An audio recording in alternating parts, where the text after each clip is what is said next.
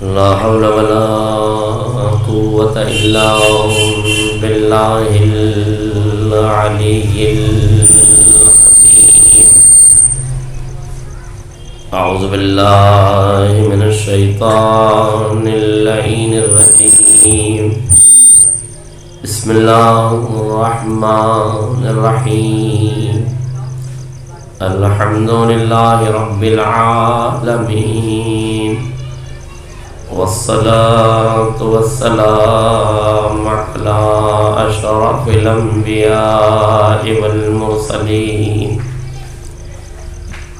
خاتم النبيين سيد المرسلين مولانا ومقتدانا أبي القاسم محمد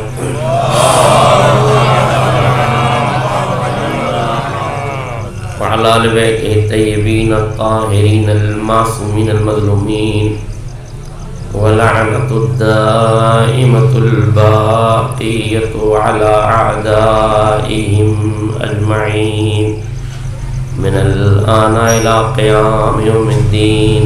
أما بعد، فقد قال الله الحكيم في كتابه المجيد. بسم الله الرحمن الرحيم. قل هل يستوي الذين يعلمون والذين لا يعلمون. سلام اللهم صل على محمد وآل محمد وعجل. ابتداء حضرات سے گزارش ہے کہ ایک مرتبہ سورہ حمد اور 3 مرتبہ سورہ اخلاص پڑھا فرما کر حکیم امت قائد ملت مرحوم کر صادق صاحب کو بلا. حضرات گرامی قدر، بزرگان ملت، دوستان عزیز، علماء اعلام، ایک عظیم قائد، لیڈر، مفکر، مدبر، ایک حکیم انسان کی ایصال ثواب کی مجلس ہے. یہ میرے لیے یقیناً ایک شرف ہے کہ اتنے بڑے عالم دین کی مجلس پڑھنے کا موقع ملا ہے. اور دوسرا مسئلہ یہ ہے کہ جو بزرگان یہاں بیٹھے ہوئے ہیں، مولانا حیدر عباس صاحب کے علاوہ یہ جتنے بھی بزرگ ہیں یہ سب میرے سینئر ہیں. مولانا افتخار صاحب قبلہ، مولانا مشاہد عالم صاحب قبلہ، مولانا سید الحسن صاحب قبلہ اور مولانا حیدر عباس صاحب قبلہ ہم سے جونیئر ہیں. اور اتفاق یہ ہے کہ تقریباً 4-5 ہی ہم لوگ ایک ہی علمی درسگاہ سے فارغ ہوئے ہیں، جو جامع امامیہ تنظیم الکاتب ہے.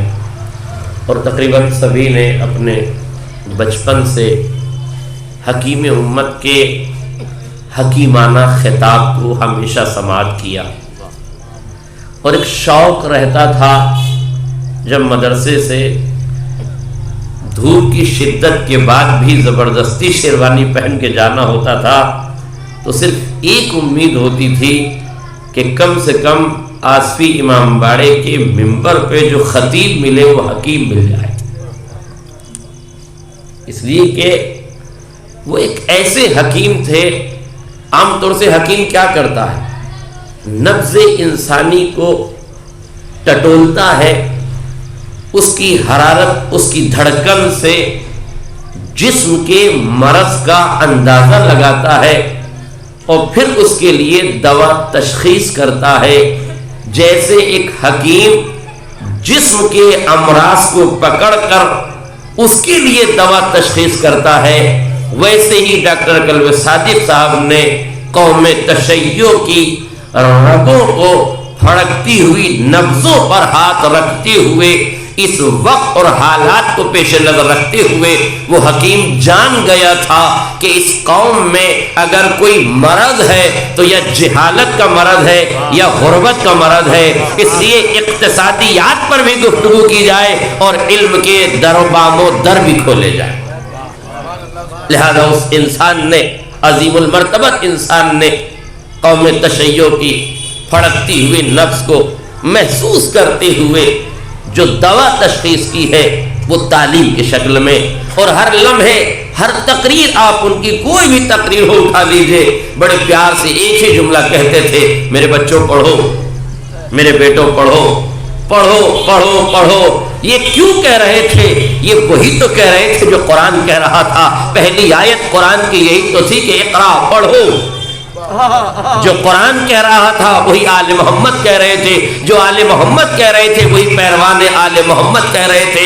اب تو کم سے کم قوم کو شعور لے ہی لینا چاہیے کہ نیکر پہن کے لوگ پڑھ چکے ہیں، اب کم سے کم پاجامے والی قوموں کو تو تعلیم یافتہ ہو جانا چاہیے. ایک سلوات پڑھ دیں محمد رال. تبلا ظہیر صاحب آ گیا ہے، ایک اور سلوات پڑھ دیں. آج کے حالات آپ کے پیش نظر ہیں. میں وقت کے دامن میں بہت زیادہ جگہ نہیں ہے، ورنہ آپ کے سامنے بہت سے مسائل پر ڈسکس ہو سکتی ہے اور بہت سے مسائل آپ کے سامنے پیش کیے جا سکتے ہیں. دور حاضر کے جو حالات آپ کے سامنے گزر رہے ہیں، افسوس ہوتا ہے کہ قوم تشیع میں ایک ہی تو اتحاد ملت کا خوگر تھا، ایک ہی تو وہ انسان تھا جو ملت کی خالی دہائی نہیں دے رہا تھا، خالی لفظوں کا سانچہ بنا کر اتحاد کے معیار کو نہیں پیش کر رہا تھا، بلکہ عملی میدان میں خود دوسرے مذاہب کے سیمینارز میں، کانفرنسوں میں شریک ہو کے عملی طور سے اتحاد کا خوگر بنا ہوا تھا. مگر افسوس کا مقام یہ ہے کہ جنہیں اتحاد ملت ہضم نہیں ہوتا ہے، ان کی جہالت کا عالم یہ ہوتا ہے کہ کل ان کا تعزیہ دیکھنے سے نکاح ٹوٹ گیا تھا، آج تعزیت پیش کرنے سے نکاح ٹوٹ رہا ہے. جو کل جاہل تھے وہ آج بھی جاہل ہے.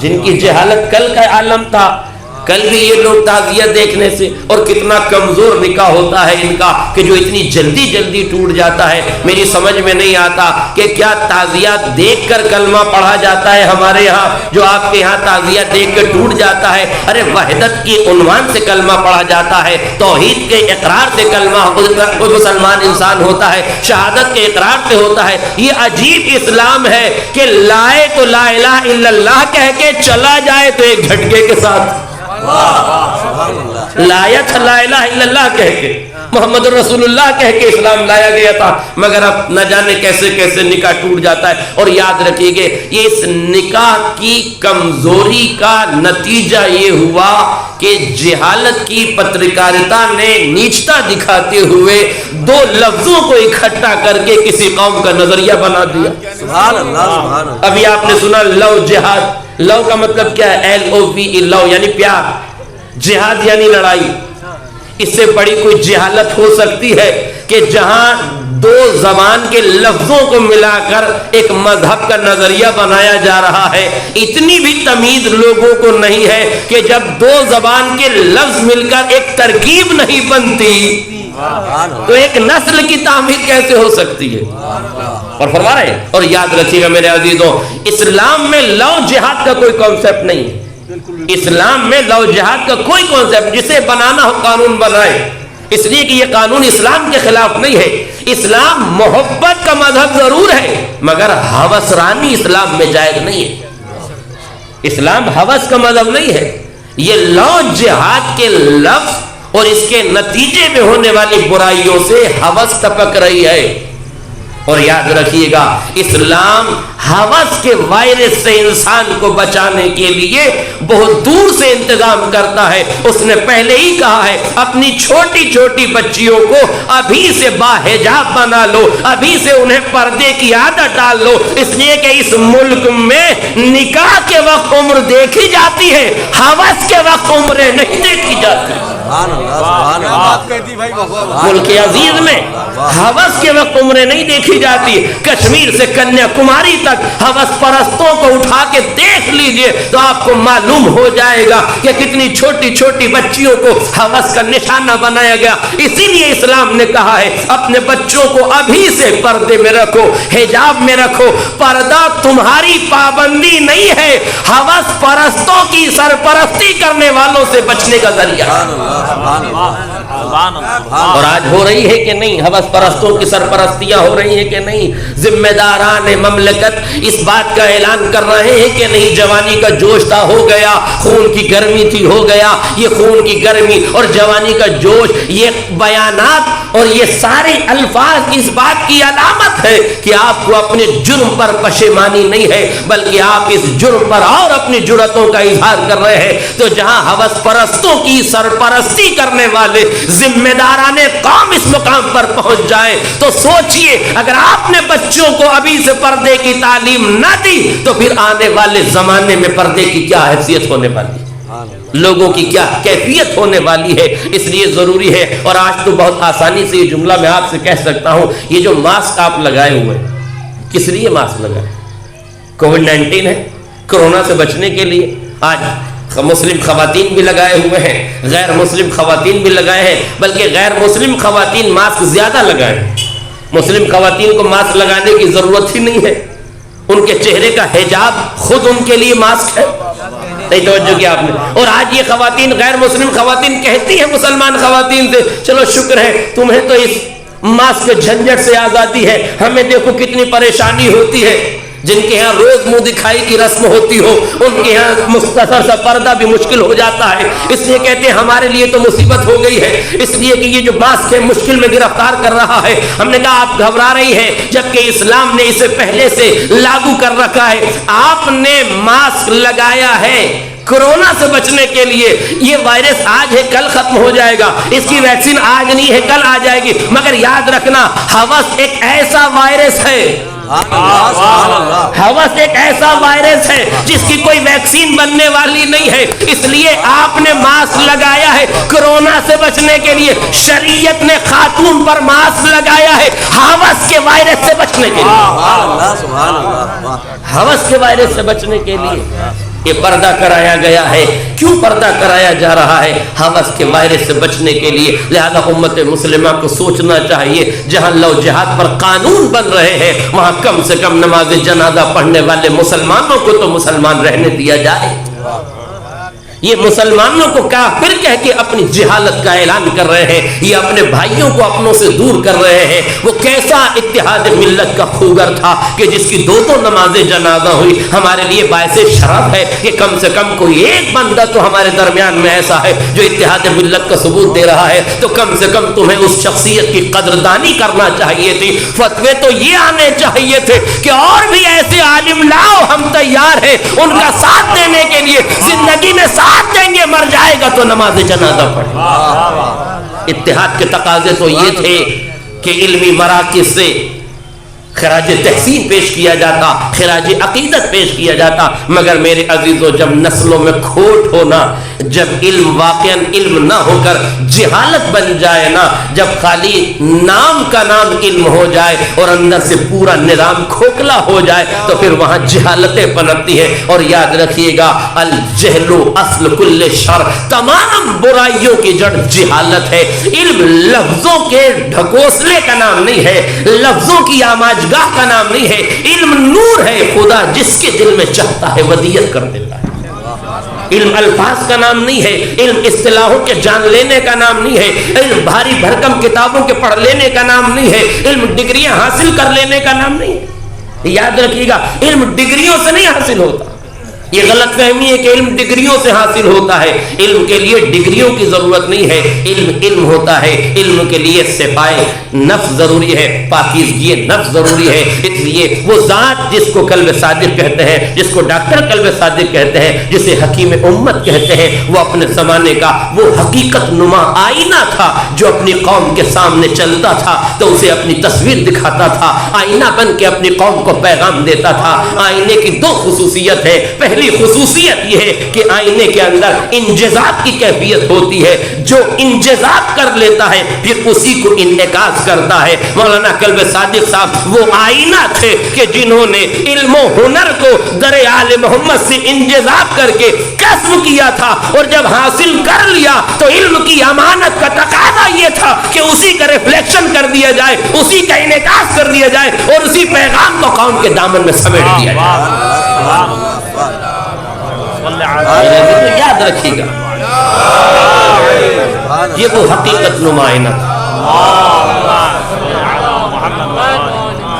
جنہوں نے در آل محمد سے علم کو کسب کیا، علم کا انجذاب کیا اور پھر اپنی ذات میں اسے ایسے ڈھالا کہ پھر اسی علم کا انعکاس کرنے لگے۔ اگر مولانا قلب صادق صاحب قبلہ اللہ مقامہ کی حیات طیبہ پر آپ غور کریں گے تو پوری زندگی علم حاصل کرنے والا انجذاب علم کرتا رہا، انعکاس علم کرتا رہا، انعکاس علم۔ دیکھیے انجذاب علم تو سب کر لیتے ہیں، یہ کوئی کمال نہیں ہوتا، کمال یہ بھی ہے کہ انجذاب علم کے بعد اسے ایسا انعکاس کیا جائے کہ اس کی شکل کائنات میں نظر آنے لگے۔ یونٹی انعکاس کا نتیجہ ہے، یونٹی کالج انعکاس کا نتیجہ ہے، ایرا میڈیکل کالج انعکاس کا نتیجہ ہے، توحید المسلمین ٹرسٹ کی صدارت احتیے نتیجہ ہے انعکاس کا۔ ورنہ آپ غور فرمائیں، پڑھنے والوں نے تو بہت کچھ پڑھا ہے، جینے والے تو بہت کچھ جیتے ہیں، اس دنیا میں آ کے جینا کمال نہیں ہے، جی کے ایسے چلے جاؤ کہ مر بھی جاؤ تو دنیا زندگی کے ساتھ یاد کرتی ہے۔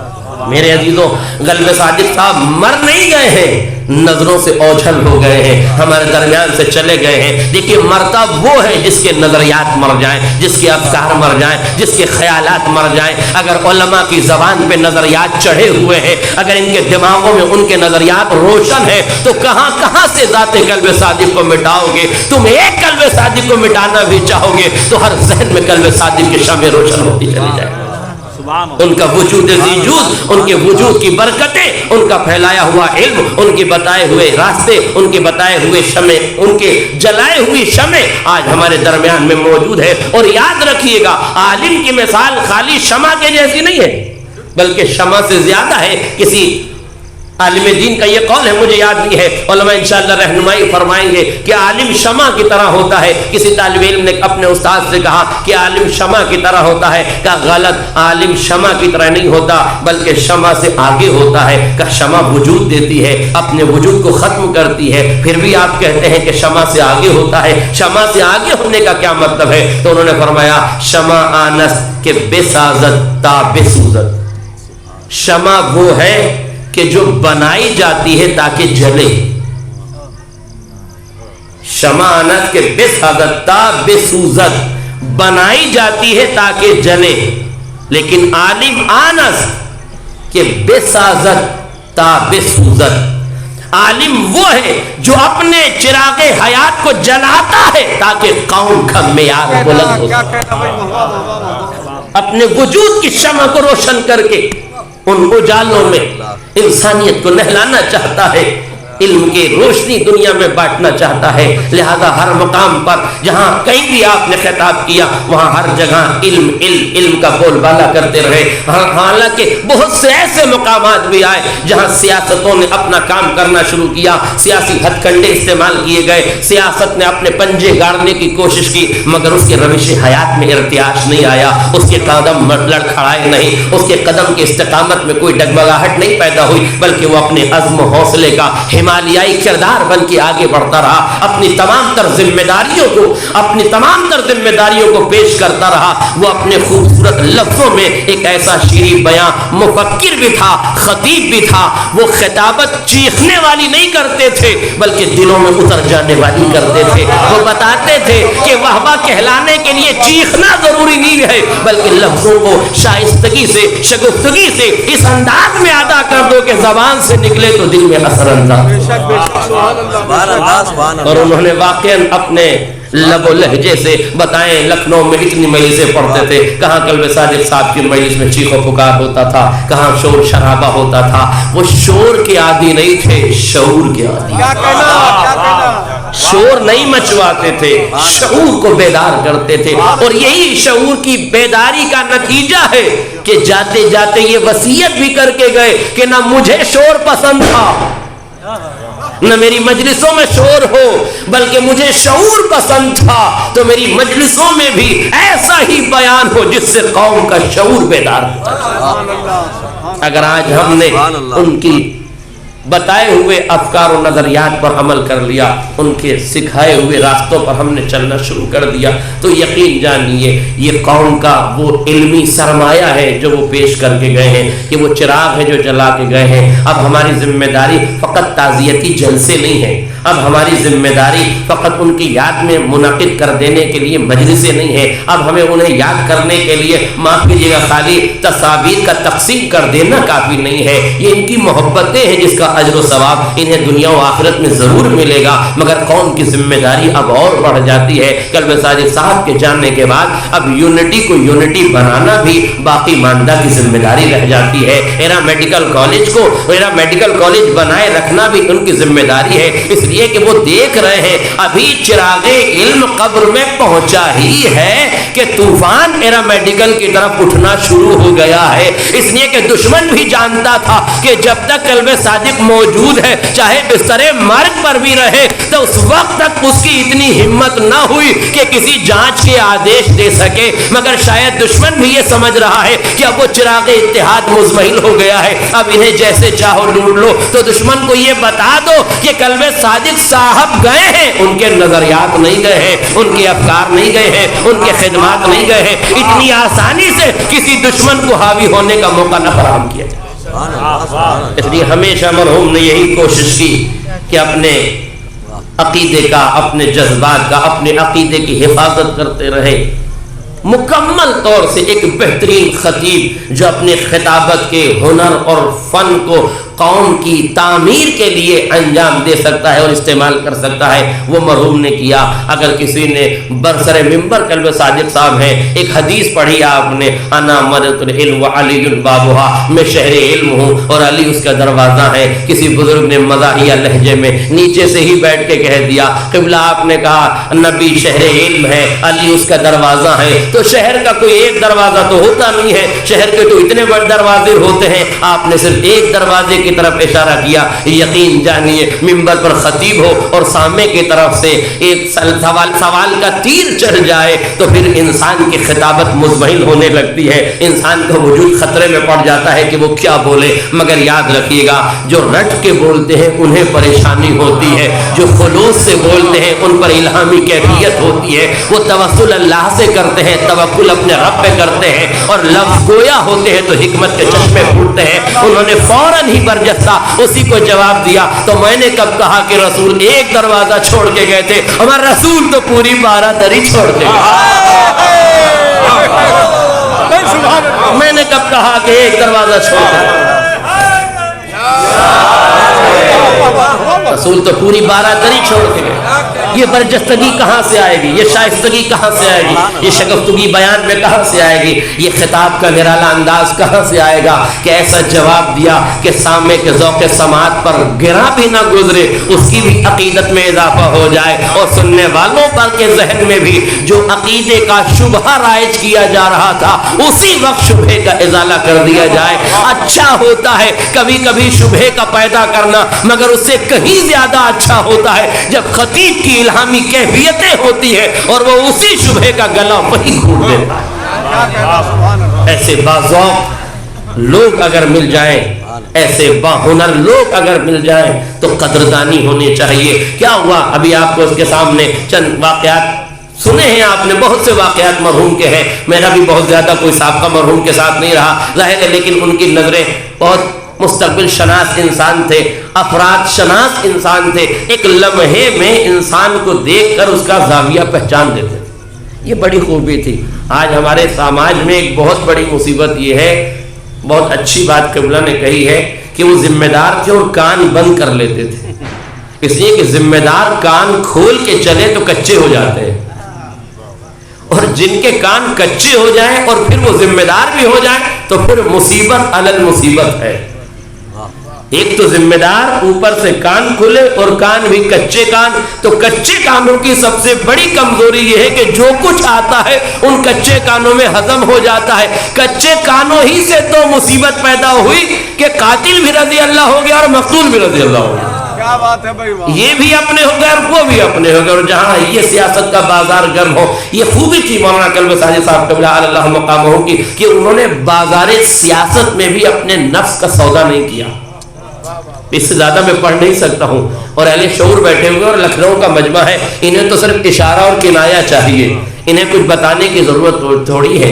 بازار سیاست میں جس شخص نے اپنے نفس کا سودا نہیں کیا اس ذات کا نام قلب صادق ہے. اس ذات کا نام قلب صادق، اور یقیناً یہ صداقت کا نام بھی اسی پہ زیب دیتا تھا جس کی زندگی عملی میدان میں صداقت کا پیروکار تھا، جھوٹ کا گزر نہیں تھا، اس کی حیات میں جھوٹ نہیں تھا، مکمل صداقت تھا، اور قلب کا لفظ وفاداری سے ماخوذ ہے، لہذا انہوں نے صداقت کی، وفاداری کی، بلکہ زندگی بھر اسی صداقت کی آبیاری کرتے رہے۔ جب پاکستان میں کسی نے شریعت بل پاس کرنے کی کوشش کی اور یہ کہا کہ ہم پورے ملک میں شریعت نافذ کر دیں گے، اور اس کا سائیڈ ایفیکٹ یہاں آیا، اور بڑی مصیبت یہ ہے کہ اس ملک میں سائیڈ ایفیکٹ بڑی جلدی آتا ہے۔ جہاد بن نکاح کا سائیڈ ایفیکٹ آیا تو لو جہاد بن گیا، ادھر شریعت بل کا سائیڈ ایفیکٹ آیا تو وندے ماترم کا مسئلہ اٹھ گیا۔ تو جس زمانے میں وندے ماترم کا مسئلہ اٹھا تو ہمیں اچھی طریقے سے یاد ہے، ہم جمعہ پڑھنے کے لیے آسی مسجد میں گئے تھے، وہاں ڈاکٹر صاحب کو بہت سے نامہ نگاروں نے گھیر لیا، اور گھیرنے کے بعد یہ کہا کہ حضور اگر یہاں وندے ماترم ہو رہا ہے تو آپ کو کوئی اعتراض ہونا نہیں چاہیے، اس لیے کہ پاکستان میں نواز شریف کی حکومت ہے اور اس نے یہ اعلان کیا ہے کہ ہم شریعت نافذ کریں گے۔ اب بتائیے کتنا حساس مسئلہ تھا اس خطیب کے لیے جو حکیم بھی ہے، خطیب بھی ہے، امام جمعہ جماعت بھی ہے، سیاست سے بچنا بھی چاہتا ہے، حکمت کو پیش کرنا بھی چاہتا ہے۔ کیا بات ہے بھائی، واہ واہ واہ۔ نہیں غور کیا آپ نے، سیاست سے بچنا چاہتا ہے، حکمت کو پیش کرنا چاہتا ہے، سازشوں کا دم گھونٹنا چاہتا ہے، سازشوں کا خاتمہ کرنا چاہتا ہے، اپنے منصوبے کا، اپنے ارادوں کا اظہار بھی کرنا چاہتا ہے۔ ایک مرتبہ مسکرا کے ڈاکٹر صاحب نے عجیب سا جملہ کہا، مسکرا کے ڈاکٹر صاحب نے فرمایا وہ کیا شریعت ملک میں نافذ کرے گا جس کے اپنے جسم میں چہرے پہ شریعت نہیں ہے؟ آج میرا جملہ واضح ہو جائے۔ ڈاکٹر صاحب نے کہا اس کے تو چہرے پہ شریعت نہیں ہے، جو اپنا جغرافیائی اسلامی نہیں بنا سکتا وہ ملک کا کیا جغرافیائی بنائے گا؟ آپ کن کے چکروں میں پڑے ہوئے ہیں؟ آپ منافقوں کے پیچھے چل کے اپنی گنگا جمنا تہذیب میں زہر گھولنے کی کوشش نہ کیجیے۔ اپنی گنگا جمنا تہذیب میں زہر گھولنے کی کوشش نہ کیجیے۔ بڑی آسانی سے بہت سی باتیں کہہ کے چلے جاتے ہیں۔ جب آپ کچھ ایسے لوگوں کے ساتھ ہوئے جن کی ریشے دراز تھی، اور بالکل ریشے دراز بھی کیا تھی، داڑھی کیا تھی، مکمل طور سے جھاڑی تھی، تو ان سے پوچھا گیا حضور آپ تو بہت کم داڑھی رکھتے ہیں اور رہتے ان داڑھی والوں کے ساتھ ہیں جن کے ماشاءاللہ زخیم داڑھی ہے، تو آپ نے فرمایا بھائی اسلام میں داڑھی ہے، داڑھی میں پورا اسلام تھوڑی ہے۔ یہ وہ چھوٹی چھوٹی سی حکمت آمیز باتیں تھی جنہیں بڑی آسانی سے کہہ کے گزر جاتے تھے، عجیب انداز میں کہتے تھے اسلام میں داڑھی ہے، جھاڑی کا حکم تھوڑی ہے۔ اور لوگ ہم سے کہتے ہیں قبلہ داڑھی پہ پڑھیے، تو میں بھی یہی کہتا ہوں بھیا داڑھی رکھنے کی چیز ہے، پڑھنے کی چیز تھوڑی ہے۔ قبلہ بتائیے داڑھی رکھنے کی چیز ہے، پڑھنے کی چیز ہے؟ بھائی داڑھی تو رکھنے کی چیز ہے، جسے یہ شعور ہے کہ مولا کو منہ دکھانا ہے تو ایسا منہ بنا لینا کہ مولا کو دکھا سکو، اس لیے کہ وہاں کفن میں اتنی جگہ نہیں ہوگی کہ خواتین کی طرح منہ چھپا کے آگے پہنچ جاؤ۔ تو جسے اللہ کو منہ دکھانا ہے، علی کو منہ دکھانا ہے، رسول کو منہ دکھانا ہے، اسے اپنے حساب سے اپنے چہرے کو بنا لینا چاہیے۔ کتنی آسانی سے وہ باتیں کہہ کے گزر جاتے تھے۔ یہ سارے مسائل، یہ سارے واقعات میں نے اس لیے آپ کو سنا ہے تاکہ آپ ان کی ذہنیت کو پہچانیے، ان کی ذہنیت کو پہچانیے، ان کے افکار کو پہچانیے، ان کے نظریات کو پہچانیے، انہوں نے کس طریقے سے لوگوں کو جمع کیا ہے، کیسے رشتوں کے خوگر تھے، کیسے اپنوں کو سمیٹنے کی کوشش کرتے تھے، کیسے چاہتے تھے کہ ہمارا شیرازہ اتحاد بکھرنے نہ پائے۔ ارے جو دوسری قوموں کے ساتھ مل کے بیٹھ رہا ہے وہ اپنوں کے ساتھ مل کے کیوں نہیں بیٹھتا، مگر اپنے کم سے کم اس کی دہلیز پر آتے تو صحیح، محبتوں کا پیغام دیتے تو صحیح۔ اگر قوم اس شخصیت کی مکمل طور سے اقتداء کی کرتی اور اس کے مکمل طور سے ساتھ دیتی اور مخالفت کا بازار گرم نہ ہوتا تو بہت سے وہ کام تھے جو قبلہ کرنا چاہتے تھے، ان کے سینے میں یہی قلق تھا، اتنا کرنے کے بعد بھی وہ یہ کہتے تھے کہ میں کچھ کر نہیں پایا۔ اللہ اکبر، اللہ آپ دیکھیں وہ کہتے تھے میں کچھ کر نہیں پایا۔ یہ دین کی تعلیم دینے کے بجائے انہوں نے دنیاوی تعلیم کا انتخاب کیوں کیا تھا؟ شاید انہیں معلوم تھا کہ آنے والے زمانے میں ہمیں دین کو بچانے کے لیے کبھی دنیا کی ضرورت بھی پڑ سکتی ہے۔ کووڈ-19 نے آپ کو بتا دیا ہے کہ محرم کی تیاریوں کا رخ اب آپ کو تھوڑا سا بدلنا پڑے گا۔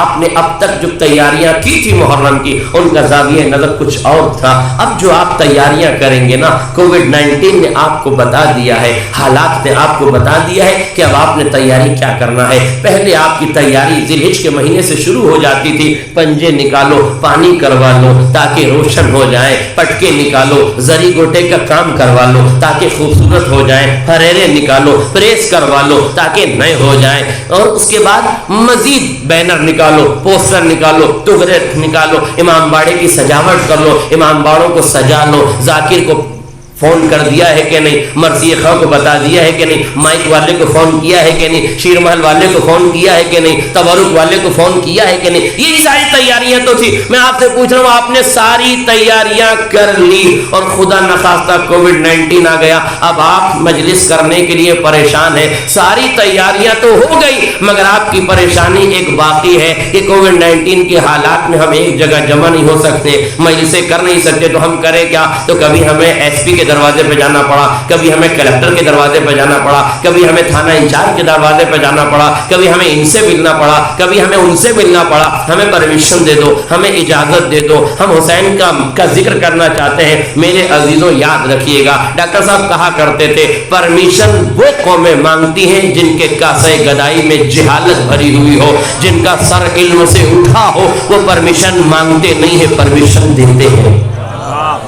تو آل محمد والی قوم ہو, علی نے دہلیز سے بلا کے دنیا کو دیا ہے, آل محمد نے کبھی کسی سے لیا نہیں ہے. کہاں کاسے گدائی لے کے اجازت مانگنے جا رہے ہو؟ کیوں اپنے بچوں کو ان عہدوں کے لیے تیار نہیں کرتے کہ ذکر حسین کے سپاہی بن جائیں؟ مانگنے والی قومیں اور ہیں اور دینے والی قومیں اور ہیں. اب آپ کی ذمہ داری ہے کہ اپنے چھوٹے چھوٹے بچوں کو اکٹھا کرو, اپنے جوانوں کو اکٹھا کرو, پرمیشن میں آنے والی پریشانیوں کو بتاؤ. ہم ایسے ذلیل کیے گئے, ہم ایسے رسوا کیے گئے, ہمیں ایسے نکارا گیا, ہمیں ایسے بھگایا گیا, ہمیں ایسے بے عزت کیا گیا. اس قوم کے جوانوں کو اپنی بے عزتیوں کا احساس دلاؤ تاکہ غیرت دار نسل میں اپنے باپ دادا کی عزتوں کا بدلہ لینے کا ہنر پیدا ہو. تو انہیں لڑنے کے لیے تیار نہ کرو, انہیں پڑھنے کے لیے تیار. سبحان اللہ, سبحان اللہ. انہیں لڑنے کے لیے تیار نہ کرو. لڑنے سے قومیں نہیں سدھرتی, پڑھنے سے قومیں سدھرتی ہیں. ڈاکٹر صاحب یہی کہا کرتے تھے کہ ملاؤں کو بلاؤ گے تو لڑائیاں ہوں گی, علماء کو بلاؤ گے تو پڑھائیاں ہوں گی. تمہاری مرضی ہے کہ ملاؤں کو بلا کے لڑوانا شروع کر دو یا علماء کو بلا کے اپنی قوم کو پڑھانا شروع کر دو. میرے عزیزوں, کووڈ-19 نے ہمیں یہ بتا دیا ہے کہ جب تک ہم عہدوں سے دور رہیں گے تب تک ذکر حسین میں بھی ہمارا کنٹریبیوشن نہیں ہوگا, اس میں بھی ہمارا حصہ نہیں آئے گا. اس لیے اگر ہمیں اپنا حصہ ذکر حسین میں دینا ہے تو ان تیاریوں کے ساتھ ساتھ یہ جتنی تیاریاں آپ کر رہے ہیں, میں اس کا مخالف نہیں ہوں, یہ ساری تیاریاں آپ رکھیے, مگر وہ عظیم تیاری بھی رکھیے کہ یہ ساری تیاریاں کارگر ہو جائیں. بڑا مخلصانہ محرم ہے جو گزر گیا ہے, بڑا خلوص والا محرم تھا جو ہمارے درمیان سے گزر گیا. حسین مسکرا کے کہہ رہے تھے یہی وہ امتحان ہے جس سے تمہیں گزرنا ہے, یہی وہ محرم ہے کووڈ-19 کا جس سے تمہیں گزرنا ہے. اس لیے کہ ہر سال تمہارے محرم میں شہرتیں ہوتی تھی, دکھاوے کی طلب ہوتی تھی, ریا کے عنوان ہوتے تھے, لائک کی تمنا ہوتی تھی, کمنٹس کی امید ہوتی تھی, تصویریں ڈالنے کا شوق پیدا ہوتا تھا.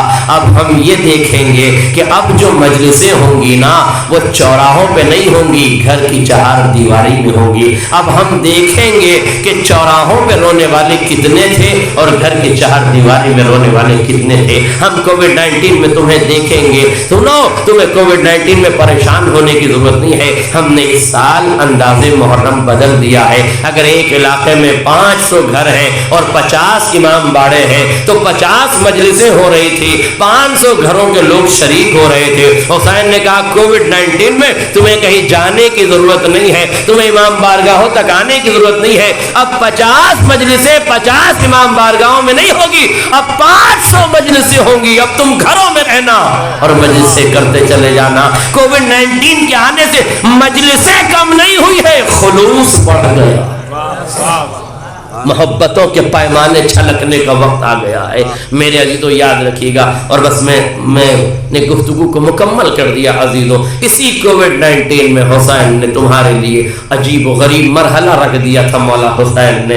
اب تمہیں آنے کی ضرورت نہیں ہے, اپنے گھروں میں مجلسیں کر لینا. ہاں اب ہم اس کووڈ-19 میں تمہارے اوپر پریشانیاں بڑھائیں گے نہیں, بلکہ تمہاری پریشانیوں کو دور کرنے کے لیے ہم نے ایک ترکیب نکال لی ہے. وہ ترکیب یہ ہے کہ اب تک 50 امام باڑے تھے, 500 گھر تھے, 500 گھر والے چل کے 50 امام بارگاہوں میں آتے تھے. امام بارگاہ کا مطلب ہے امام کی بارگاہ, امام بارگاہ کا مطلب ہے حسین کا گھر. حسین مسکرا کے کہہ رہے تھے اس کووڈ-19 میں 500 لوگ اپنے گھروں سے نکل کر 50 امام بارگاہوں میں یعنی میرے گھر میں آتے تھے. اب میں نے نظام بدل دیا, اس سال تم میرے گھروں میں نہ آنا, میں تمہارے گھروں میں آؤں گا. مگر خیال رکھنا جب میں تمہارے گھروں میں آؤں تو اپنے گھروں کو پاکیزہ کر لینا, اپنے گھروں کا انتظام کر لینا. مولا ہم بڑے خوش نصیب ہیں کہ جب کووڈ-19 میں ہم عزاداری کے لیے پریشان ہوئے تو ہمیں آپ نے یہ سہارا دے دیا کہ امام بارگاہوں میں مت آنا, اب ہم تمہارے یہاں آئیں گے, تمہارے گھروں میں آئیں گے. مولا ہم خوش نصیب ہیں آپ ہمارے گھروں میں آئے, لیکن مولا ہم سمجھتے ہیں کہ ہم بڑے بد نصیب ہیں کہ آپ ہمارے گھروں میں آئے اور ہم آپ کا شایان شان استقبال نہیں کر سکتے. میرے عزیزوں ایک عالم دین کے لیے ہم نے کتنا خوبصورت جلسہ منعقد کیا, جوانوں نے کتنی محنت کی ہے, علماء کتنی تیاریوں سے آئے. کیوں؟ اس لیے کہ ہماری قوم کا ایک عالم دین تھا جو دنیا سے چلا گیا, اس کا حق تھا کہ ہم تعزیتی جلسہ کریں. کیوں؟ اس لیے کہ اس نے ہمیں علم دیا تھا, نظریات دیے تھے, افکار دیے تھے. میرے عزیزوں بتاؤ اگر ایک خطیب ذاکر عالم واعظ کے دنیا سے چلے جانے سے ہم ایک جلسہ منعقد کر رہے ہیں تو بتاؤ اگر حسین ہمارے گھروں میں آ رہے تھے ہمیں کتنی تیاریاں کرنا چاہیے تھی, ہمیں کتنے خیال رکھنا چاہیے تھے. ہاتھوں کو جوڑ کے بارگاہ سید نساء العالمین میں عرض کروں بی بی ہمیں معاف کر دینا, ہم آپ کے شایان شان استقبال نہیں کر سکے. بی بی آپ ہمارے گھروں میں آئی, یہ ہماری خوش نصیبی تھی کہ مالکہ کوثر و تسنیم, مالکہ جنت مولا ہمارے گھروں میں آئی, یہ ہماری خوش نصیبی. مگر ہائے بد نصیبی کہ ہم اس فاطمہ کا وہ احترام نہ کر سکے, ہم اس بی بی کو وہ پرسہ نہ دے سکے جو ہم دینا چاہتے تھے. وہ بی بی جب تک یہ احساس رہے گا ہماری آنکھوں سے اشک جاری رہیں گے.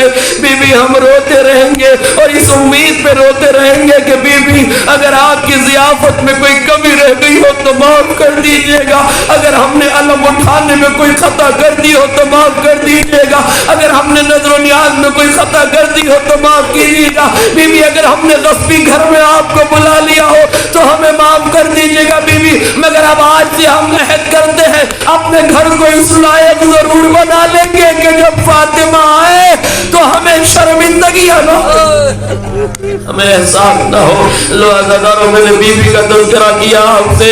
کل کی وہ تاریخ ہے 13 جمادی الثانیہ, 13 جمادی الاولیٰ جو گزری ہے, یہ وہ تاریخ تھی 13 ربیع الثانی کی, وہ تاریخ تھی جس میں شہزادی کی شہادت کی ایک روایت ہے جو روایت کہتی ہے کہ شہزادی 45 دن کے بعد نبی کی شہادت کے 45 دن کے بعد شہید ہو گئی تھی. اس روایت کے اعتبار سے کل شہزادی کی شہادت کی تاریخ تھی. کون؟ فاطمہ, جسے 18 برس کی عمر میں یہ مرثیہ پڑھنا پڑا.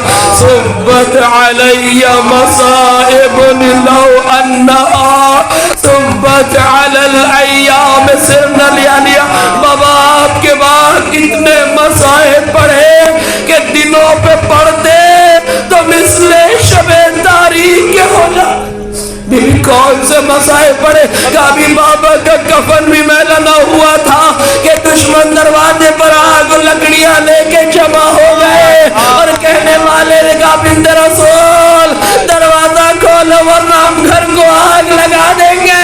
صحیح کتابوں کی روایت, شہزادی نے پوچھا کہا اس گھر میں آگ لگاؤ گے جس میں رسول کے چھوٹے چھوٹے بچے حسن و حسین؟ کہنے والے نے کہا وہ انکانا, ہاں ہوتے ہیں تو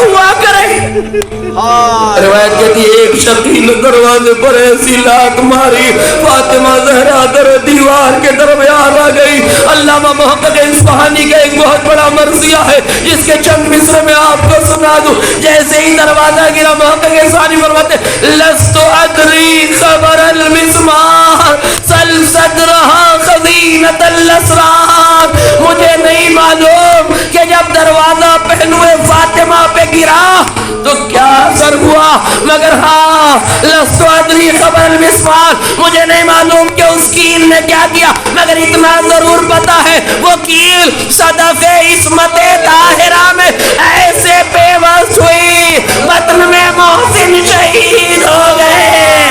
فاطمہ نے مرثیہ پڑھا اسماء میرے محسن کی جزاک اللہ خیر الجزا. اور میں نے ختم کی دعا روایت کہتی ہے کہ جب محقق اصفہانی فرماتے ہیں کہ جب دروازہ گرا نا تو محقق اصفہانی فرماتے ہیں الباب والجدار والدماء شہود صدق ما بالخفا. دروازہ دیوار اور در دیوار کے درمیان فاطمہ کا شکستہ لہو شکستہ پہلو ایک ایسا گواہ ہے جسے مٹایا نہیں جا سکتا. اور اس کے بعد محقق اصفہانی کا بڑا عجیب و غریب مصرع اذ رزت تلک العزل الزکیہ رضیت اللہ مثلها رضیہ. فرماتے کہ جب دروازہ پہلو فاطمہ پہ گرا تو فاطمہ کی پسلیاں چکنا چور ہو گئی. رضا کا لفظ مقاتل میں چند جگہ اور ملتا ہے. جب علی اکبر کے سینے پہ برچھی کا پھل لگا تو سینے کی ہڈیاں چکنا چور ہو گئی تھی. جب حسین کے جنازے پر گھوڑوں کو دوڑایا گیا تو حسین کے جسم کی ہڈیاں چکنا چور ہو گئی تھی. اور تیسرے مرحلے میں جب فاطمہ زہرا کے دروازے پر فاطمہ زہرا کے پہلو پہ دروازہ گرایا گیا تو پسلیاں شکستہ ہو گئی. محقق اصفہانی فرماتے ہیں رضیت اللہ مثلها رضیہ. ارے یہ دروازے کا گرنا پسلیوں کا ٹوٹنا ایک ایسی مصیبت ہے جس مصیبت سے بڑی کوئی مصیبت نہیں. میں رضیت اللہ مثلہ رضیہ کے مصرے پہ سوچا کرتا تھا قبلہ کیا ایسی مصیبت ہے پسلیوں کا ٹوٹ جانا کہ جس کی وجہ سے کوئی مصیبت نہیں ہے. میں سوچا کرتا تھا کیا پسلیوں کا ٹوٹ جانا اتنی بڑی مصیبت ہے. اگر ابھی چند برسوں پہلے عزائم فاطمیہ میں ایران میں مجلس ہو رہی تھی. آغاز انصاریان مسائل پڑھ رہے تھے, مسائل پڑھ کے ختم کیا, مجلس ختم ہو گئی. مومنین نے خوب گریا کیا. آپ نے فاطمہ کے شکستہ پہلو کا تذکرہ کیا. مومنین زارو قطار رونے لگے, داڑھے مار کے رونے لگے. اب وہ کہتے ہیں کہ جب مجلس تمام ہو گئی لوگ چلے گئے, ایک بندہ مومن تھا فرش عزائے حسین پہ بیٹھا ہوا تھا, فاطمہ کی ٹوٹی ہوئی پسلیوں کا ماتم کر رہا تھا, رو رہا تھا. مومنین نے کھانا تناول کیا, چلے گئے, وہ روتا رہا. بہت دیر گزر گئی, وہ روتا رہا. جب صاحب مجلس فرش ادا کو سمیٹنے کے لیے آیا نا, ایک مرتبہ دیکھا ایک بندہ رو رہا ہے, دوڑتا ہوا آ گیا انصاریان کے پاس گیا. کہا قبلہ آپ نے کیسے مصائب پڑھ دیے, ایک بندہ ابھی تک رو رہا, ایک بندہ ابھی تک فرش پہ بیٹھا ہوا رو رہا ہے. آگے انصاریان تیزی سے دوڑتے ہوئے اس کے قریب گئے, کلیجے سے لگایا, تعزیت پیش کی, خود بھی گریہ کیا, وہ بھی رو رہا تھا. کچھ دیر کے بعد آپ نے تعزیت, تسلیت, صبر کی تلقین کرنے کے بعد ہاتھوں کو جوڑ کے کہا بھائی ایک بات بتا دے, میں نے ایسا کیا پڑھ دیا جو تیرے آنسو نہیں رکتے, ایسے کیا میں نے پڑھ دیا جو تیرے آنسو نہیں رکتے. سنا ذرا بس آخری فقرہ. وہ کہتا ہے قبلہ میں ہڈیوں کا اسپیشلسٹ ہوں, میں ہڈیوں کا ڈاکٹر ہوں, میں جانتا ہوں جسم کی کوئی ہڈی ٹوٹ جائے نا تو جڑ جاتی ہے, مگر پسلیاں ٹوٹ جائے نا تو جڑتی نہیں ہے. قبلہ پسلیوں کا تعلق انسان کی سانس کی آمد و رفت سے ہوتا ہے. پسلیوں کا تعلق انسان کی سانس کی آمد و رفت سے ہوتا ہے, اور جس کی پسلیاں قبلہ ٹوٹ جائے نا, جب وہ سانس لیتا ہے تو پسلیوں میں تکلیف ہوتی ہے, جب وہ سانس چھوڑتا ہے تو پسلیوں میں تکلیف ہوتی ہے. میں سوچ رہا ہوں ارے میری فاطمہ زہرا صدیقہ طاہرہ, ارے نبی کی شہادت کے بعد, دروازے کے گرنے کے بعد فاطمہ 90 دن تک زندہ رہی. ارے جس حال میں سانس لیتی تھی تکلیفیں بڑھ جاتی تھی, اسی لیے فاطمہ نے فرمایا صبت علیہ مصائب لو انها صبت على الايام سرن ليالي ان لله وانا اليه راجعون رضا بقضائه وسيعلم الذين ظلموا أي منقلب ينقلبون ربنا تقبل منا إنك أنت السميع